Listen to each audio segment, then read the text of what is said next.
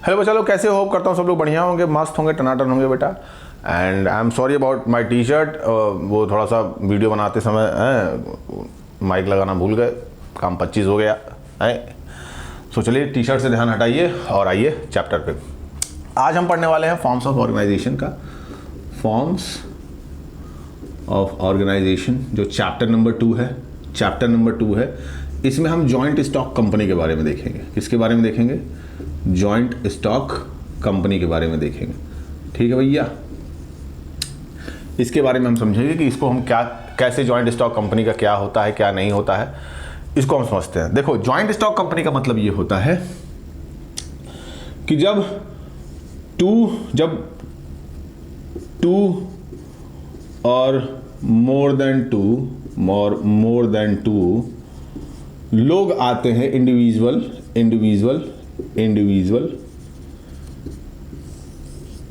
किसी बिजनेस को क्या करते हैं? किसी बिजनेस को स्टार्ट करते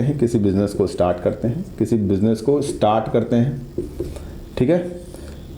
दूसरी सबसे बड़ी बात यह है कि जॉइंट स्टॉक कंपनी का मेन इस्तेमाल इसलिए किया जाता है क्योंकि इसमें लगता है ह्यूज कैपिटल। क्या लगता है भैया? ह्यूज कैपिटल लगता है। ठीक है। क्या लगता है? जब दो या दो से ज्यादा, 2 और more people come for making an business where, मतलब ह्यूज कैपिटल इज रिक्वायर्ड। अब इसी को हम जॉइंट स्टॉक कंपनी का फॉर्म दे देते हैं। अब इसमें अगर डेफिनेशन की बात करोगे तो डेफिनेशन 100 तरह की है। अब इसमें एक तरफ कहेगा कि joint stock company refers to those company where it has a separate legal entity, perpetual successions and artificial person. ये इसके बारे में बात करेगा, डेफिनेशन नहीं। अगर इसके बेसिक कॉन्सेप्ट की अगर हम बात करें तो ये कहता है कि जॉइंट स्टॉक कंपनी जब 2 या 2 से ज्यादा लोग मिलकर किसी बिजनेस को स्टार्ट करते हैं और जिसमें ह्यूज कैपिटल की रिक्वायरमेंट होती है। किसकी रिक्वायरमेंट होती है? ह्यूज कैपिटल की रिक्वायरमेंट होती है, उसी को हम कहते हैं जॉइंट स्टॉक कंपनी। ठीक है। अब आते हैं इसके बेसिक फंक्शंस या फीचर्स पे आते हैं ताकि आपको ये अच्छे से समझ में आ सके। बड़े ही ध्यान से इसको समझिएगा। ठीक है। अब इसके फीचर्स पे आते हैं। देखो, इसके फीचर्स पे आते हैं। फीचर्स पे ठीक। पहले की अगर हम बात करें तो पहला ये बात करता है सेपरेट लीगल एंटिटी। क्या बात करेगा? Separate legal entity. Separate legal entity की बात करेगा। सेपरेट लीगल एंटिटी का मतलब ये हो गया कि जो ये बिजनेस होता है बेटा, इसकी खुद की एक आइडेंटिटी होती है। क्या होती है? खुद की एक आइडेंटिटी होती है। कैसे भैया? मेरी बात को बड़े ही ध्यान से समझना। कैसे ये पॉसिबल है कि इसकी खुद की आइडेंटिटी होगी? देखो, रिलायंस के बारे में हम सब जानते हैं। इनके ओनर का भी नाम हम जानते हैं, गुजराती भाई साहब, अंबानी जी। ठीक। अब कोई भी जो बिजनेस होता है, अगर रिलायंस की अगर हम बात करें तो रिलायंस की खुद की एक आइडेंटिटी है। ये एक तरीके से आर्टिफिशियल पर्सन की तरह काम करेगा।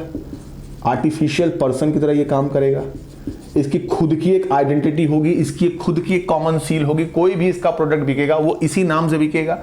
एक इसका अकाउंट भी खुला होगा तो वो रिलायंस के नाम से ही खुला होगा। इसमें जो भी ट्रांजैक्शंस हो रहे होंगे वो रिलायंस के नाम से हो रहे होंगे। यहां अंबानी की तो कोई बात ही नहीं हो रही होगी। अंबानी तो बस एक रिप्रेजेंटेटिव है, बोर्ड ऑफ मेंबर है, बोर्ड ऑफ डायरेक्टर में वो बस हेल्प करेगा। बाकी बिजनेस तो वो रिलायंस के नाम से ही करेगा ना। यानी यहां पे जो इसकी आइडेंटिटी है वो किससे है? रिलायंस से है। वो चुन्नीलाल बगल में नहीं कि चुन्नीलाल की दुकान पे चले जाओ समोसा खा लो, वो वाला काम नहीं हो रहा है यहां पे। ये खुद की इसकी आइडेंटिटी है। अंबानी के अलावा कितने बड़े मेंबर्स होंगे जो उसमें काम कर रहे होंगे? अगर हम अमेजॉन की ही बात करें, किसकी बात करें? अमेजॉन की ही बात करो तुम, तो अमेजॉन में जेफ बेजोस का कितना परसेंट शेयर है? 16% शेयर ही है। 16% ही तो शेयर रखा हुआ है। ये बाकी के बचे 84% के शेयर किसके पास है? तुमको पता है? नहीं पता है। आईटीसी की बात करो। अगर हम बात करें किसकी? आईटीसी की बात करें, जो इंडियन टोबैको कंपनी, बाद में नाम चेंज करके खाली आईटीसी इन्होंने रख दिया। इसके किसी भी ओनर के नाम बारे में पता है? किसी भी ओनर के बारे में नाम पता है? नहीं पता है। तो जॉइंट स्टॉक कंपनी, इसकी खुद की एक आइडेंटिटी होती है जो उसकी खुद की आइडेंटिटी के हिसाब से वो काम करेगा। चाहे रिलायंस हो, चाहे आईटीसी हो, चाहे टाटा हो, चाहे बिरला हो, चाहे आदित्य बिरला ग्रुप हो, चाहे अडानी हो। अडानी के नाम से वो बिजनेस चलता है, वो भले ही उसने अपने नाम से रखा हुआ है, बट अडानी अब जो कंपनी है वो एक खुद में आइडेंटिटी रखेगी। आज नहीं कल अगर अंबानी निकल लेते हैं, इनका काम हो जाता है, या जेफ बेजोस का भी काम हो जाता है, तो ये बिजनेस चलता रहेगा, ये बिजनेस रन करता रहेगा, ये इस पे डिपेंडेंट नहीं है। तुम्हारे बगल में चुन्नीलाल की दुकान नहीं है कि वो अकेले गोलगप्पा बेच रहा था, उनका काम खत्म तो गोलगप्पे की दुकान खत्म, ये नहीं। यहां पे ये गए तब भी बिजनेस चलेगा, क्योंकि ये खुद की आइडेंटिटी है, ये खुद का एक आर्टिफिशियल पर्सन है, ये इंटेंजिबिलिटी को दिखाता है, ये इनविजिबल है, ये वहां तुमको दिखेगा नहीं, तुमको सिर्फ महसूस होगा कि हाँ ये रिलायंस है। ठीक, दूसरा देखो, दूसरे की अगर बात करें तो वही फिर मैंने तुमको बताया था आर्टिफिशियल पर्सन। आर्टिफिशियल पर्सन ये मैंने आपको बता दिया, इसकी खुद की एक आइडेंटिटी की वजह से ये क्या हो जाता है, एक आर्टिफिशियल पर्सन है, बस ये दिखता नहीं है सामने, बट तुमको महसूस होगा कि सारा ट्रांजैक्शन उस कंपनी के नाम से हो रहा है, सारे खाते उस कंपनी के नाम से हैं, मोस्ट एंड मोस्ट जो भी ट्रांजैक्शंस होंगे उस इंसान के नाम नहीं होंगे जो उस कंपनी को खोला था, उस कंपनी के नाम से होंगे, जो वो कंपनी का नाम होगा, चाहे वो रिलायंस हो, चाहे वो टाटा हो, चाहे वो आईटीसी हो, चाहे वो हिंदुस्तान यूनिलीवर हो, वो उसी के नाम से वो बिजनेस रन करता है। तो इसकी खुद की एक आर्टिफिशियल पर्सनालिटी होती है, भले ये दिखती नहीं है। तीसरा रजिस्ट्रेशन भैया, अगर हम रजिस्ट्रेशन की बात करें तो इसका रजिस्ट्रेशन कंपनीज एक्ट के थ्रू होता है। किसके थ्रू होता है? कंपनीज एक्ट के थ्रू 1956, बाद में जो भी चेंज हुए 2000 2013 वाले, तो उसको भी आप इंक्लूड कर सकते हैं। चौथा देखो कॉमन सील। कॉमन सील का मतलब क्या हो गया? ओवरऑल जितने भी इसके ट्रांजैक्शनल हेड्स होंगे, जो भी इसका बिजनेस प्रोस्पेक्टिव होगा, वो उसके अंडर एक ही कॉमन सील होगी, एक ही वो नाम रिप्रेजेंटेटिव होगा, उसी नाम से ये सारा काम होता है। मैं फिर से तुमको बोल रहा हूं कि जो भी बिजनेसेस होंगे वो रिलायंस के अंडर ही आते होंगे, not in under of Ambani. इसकी खुद की एक कॉमन सील होगी, एक खुद की एक कॉमन सील होगी, मोहर लगेगी। अगर देसी भाषा में बोला जाए तो उस पर एक मोहर ठप्पा लगेगा, वो रिलायंस के नाम से होगा, not in the name of Ambani. पांचवे की बात करो, पांचवे में बात करेगा limited liability. Limited liability, limited liability का मतलब क्या हो गया? लिमिटेड लायबिलिटी का मतलब ये हो गया कि कंपनी की liability he limited, in the sense का मतलब ये हो गया कि जो भी उसमें तुम्हारे जो पोटेंशियल इन्वेस्टर्स हैं या जो ओनर्स हैं, इनकी एक लिमिटेड लायबिलिटी होती है। जितना उनका स्टेक होगा उतनी ही उनकी लायबिलिटी होगी। अगर जेफ बेजोस 60% का मालिक है अमेजॉन का, 16% का, तो इसकी लायबिलिटी भी 16% ही है। कंपनी अगर बर्बाद हो रही हो, कंपनी अगर बर्बाद होगी, अगर कंपनी को नुकसान होगा, तो इसको सिर्फ अपने नुकसान का 16% देना होगा, उससे ज्यादा देने की इसको जरूरत नहीं है, क्योंकि इसका स्टेक ही इतना है। ठीक, तो ये इसके बेसिक फीचर्स हो गए हैं। तो फीचर देखो हजारों, बट आपको बेसिक क्वेश्चंस को करने के लिए 5 से 6 आपको जरूरी होते हैं, 5 तो मिनिमम है। ठीक, मतलब 5 भी बहुत ज्यादा है अगर हम बात करें तो। आगे देखो मेरिट्स की बात करें इसकी, तो अगर इसके मेरिट की बात करेंगे हम, बड़े ही ध्यान से देखिएगा, मेरिट की अगर हम बात करें तो लार्ज नंबर ऑफ कैपिटल की जरूरत पड़ती है इसमें। लार्ज नंबर ऑफ कैपिटल, इसमें पैसे का इस्तेमाल लार्ज नंबर में होता है। कोई ऐसा नहीं है कि एक बार इस्तेमाल किया काम खत्म हुई, ऐसा ये नहीं है कि 1 लाख से बिजनेस स्टार्ट, हाँ 1 लाख से बिजनेस स्टार्ट कर सकते हैं, ऐसा नहीं है। आप 1 लाख से बिजनेस नहीं स्टार्ट कर सकते। अगर प्राइवेट ओनरशिप की अगर हम बात करें तो उसमें 1 लाख रुपए मिनिमम अमाउंट तो है ही, बट जब कंपनी बड़ी होने लगती है, अब तुम खुद सोचो कि धीरू भाई अंबानी ने जब रिलायंस को स्टार्ट किया हो, या जेआरडी टाटा ने जब टाटा की शुरुआत ही हो रही थी, तो ऐसा तो है नहीं कि करोड़ों रुपए लगाए होंगे उसमें। शुरुआत एक इनिशियल डिपॉजिट से किया, शुरुआत एक इनिशियल अमाउंट से किया। जब जब ये इनिशियल अमाउंट, वो जैसे जैसे बिजनेस बड़ा होने लगा, जैसे जैसे बिजनेस में जरूरतें आने लगी, तो वहां पे कैपिटल इन्वेस्टमेंट भी बड़ा हो रहा था। धीरू भाई अंबानी ने business as a sole proprietor start किया था, एक अकेला आदमी जिसने बिजनेस को स्टार्ट किया या खड़ा किया।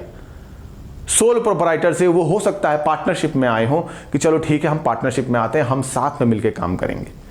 4 पार्टनर, 5 पार्टनर, 6 पार्टनर मिलकर आए और उन्होंने साथ में काम करना चालू किया।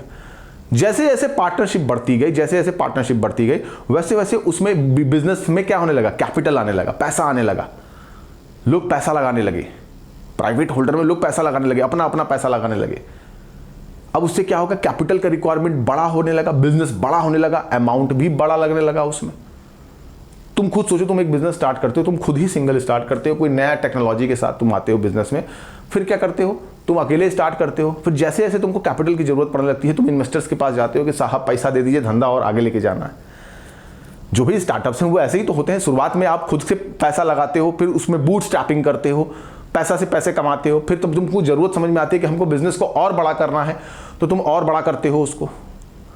तो उसके लिए कोई चाहिए ना, पार्टनर चाहिए, कोई 2 लोग 3 लोग मिलकर उसमें पैसा लगाते हैं, तो उसका कैपिटल बड़ा होता है।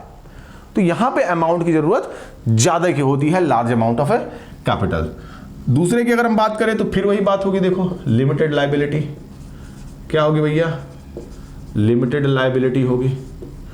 लायबिलिटी लिमिटेड होगी, जितना तुम्हारा स्टेक रहेगा, जितना तुम्हारा स्टेक रहेगा। मान लो कि मैंने कोई कंपनी खड़ी की, उस पर 10% ही मेरा स्टेक रह गया है। अगर कंपनी ब्रेक डाउन होने लगती है, नीचे जाने लगती है, तो मेरी लायबिलिटी कितने की होगी? मेरी लायबिलिटी सिर्फ 10% की होगी, इससे ज्यादा की मेरी लायबिलिटी नहीं हो सकती है। कंपनी बर्बाद भी क्यों ना हो जाए, मेरी लायबिलिटी सिर्फ 10% की ही रहेगी। तो यहां पे जो इसके ओनर्स होते हैं या जो पार्टनर्स होते हैं या जो भी कह सकते हैं, इस बुरे बिजनेस में जो भी पैसा लगाते हैं, जितना उनका स्टेक रहता है उसी स्टेक से वो काम करते हैं। तीसरे की अगर हम बात करें तो कॉन्टिन्यूटी होती है, कॉन्टिन्यूटी होती है, या इसको कह सकते हो कि स्टेबिलिटी। ठीक, कॉन्टिन्यूटी होती है या स्टेबिलिटी होती है। बिजनेस अगर खत्म हो गया, मैंने बोला कि ओनर निकल लिए, ओनर का काम खत्म, आज धीरू भाई खत्म हो गए थे, धीरू भाई के मरने के बाद बिजनेस चल रहा है ना। जेफ बेजोस की अगर मैं बात करूं, अमेजॉन में अगर जेफ बेजोस का कल पत्ता कट जाता है, कल उनका मुलाकात हो जाती है भगवान से। इलॉन मस्क की भी अगर मैं बात करूं, उनकी भी मुलाकात भगवान से हो जाती है, भगवान से कनेक्ट हो जाते हैं। तो इसका मतलब ये थोड़ी ना है कि स्पेसएक्स बंद हो जाएगा, टेस्ला बंद हो जाएगी, अमेजॉन बंद हो जाएगा। नहीं, ये कंटिन्यू रहेंगे, बिजनेस चलता रहेगा, ऑटो रन होता रहेगा, क्योंकि वो खुद की एक आर्टिफिशियल पर्सनालिटी है, उसकी एक खुद की आइडेंटिटी है। उस आइडेंटिटी से वो बिजनेस चलेगा, ना कि उस जेफ बेजोस के नाम से, ना कि इलॉन मस्क के नाम से, ना कि अंबानी के नाम से, ना कि जे.आर.डी. टाटा के नाम से, ना कि रतन टाटा के नाम से, क्योंकि उस बिजनेस का खुद की एक आइडेंटिटी है, उसकी खुद की एक पर्सनालिटी है, वो एक आर्टिफिशियल पर्सन है। ठीक। चौथा देखो, growth and expansion. Growth and expansion, growth and expansion. Business में जब भी तुम्हारा देखो, अगर हम जॉइंट स्टॉक कंपनी की बात करें, तो जब भी तुम्हारा ह्यूज कैपिटल रिक्वायरमेंट है, ह्यूज कैपिटल रिक्वायरमेंट है, इसका मतलब कि वो कहीं ना कहीं एक्सपेंशन की ही बात कर रहा है। किसकी बात कर रहा है? एक्सपेंशन की बात कर रहा है, बिजनेस को एक्सपैंड करने की बात कर रहा है, ऊपर ले जाने की बात कर रहा है। इतना कैपिटल क्या करोगे? माचिस मारोगे क्या? दुनिया भर के लोगों को इन्वेस्टर को बुला दिए, दुनिया भर के लोगों को पार्टनर बना दिए, दुनिया भर के लोगों को स्टेक होल्डिंग दे दिए। किस लिए? ऐसे ही हवा में मन कर रहा था? नहीं, क्योंकि तुमको एक्सपैंड करना था बिजनेस अपना। आज तुम बनारस में काम कर रहे हो, आज तुम दिल्ली में काम कर रहे हो, आज तुम लखनऊ में काम कर रहे हो, तुम्हारा एक बिजनेस छोटा सा स्टार्ट हुआ, फिर बाद में तुम कोशिश करोगे कि उसको लॉन्ग टर्म पे बड़े दिशा में लेके चले जाएं। तो बड़े दिशा में कहने का मतलब ये है कि लॉन्ग प्रोसेस में तुमको लोगों की जरूरत पड़ेगी, वो पैसा उसमें लगाएंगे ताकि उस पैसे से तुम्हारा बिजनेस ग्रो कर सके। बंद करने के लिए तो तुम खोले नहीं हो। ठीक, तो ये ग्रोथ एंड एक्सपेंशन में हेल्प करता है। पांचवा देखा है, easy transferability of A share. Easy transferability of share, easy transferability of share. अपने शेयर्स को तुम ट्रांसफर कर सकते हो। कोई राम था, इसको पैसे की जरूरत पड़ी, इसको पैसे की जरूरत पड़ी। कोई राम व्यक्ति था, उसको पैसे की जरूरत पड़ी। इसने क्या किया कि अपने जो शेयर्स थे वो श्याम को दे दिए, और श्याम से क्या ले लिया? पैसा ले लिया। श्याम से क्या ले लिया? पैसा ले लिया। तो यहां पे आप अपने शेयर्स को क्या कर सकते हो? ट्रांसफर कर सकते हो। यहां पे तुम अपने शेयर को क्या कर सकते हो? ट्रांसफर कर सकते हो। एक जगह से दूसरी जगह तुम किसी दूसरे को दे सकते हो। ठीक है, तुम अपने शेयर को क्या कर सकते हो? ट्रांसफर कर सकते हो। ठीक, आओ इसके डिमेरिट पे। प्राइवेट कंपनी देखो क्या कहता है, ये कंपनीज अमेंडमेंट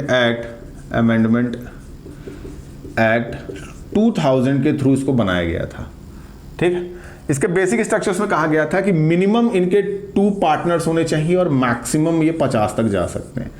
मिनिमम कितने होने चाहिए भैया? मिनिमम पार्टनर इनके होने चाहिए 2 और मैक्सिमम पार्टनर 50 तक ये जा सकते हैं। ठीक है भैया।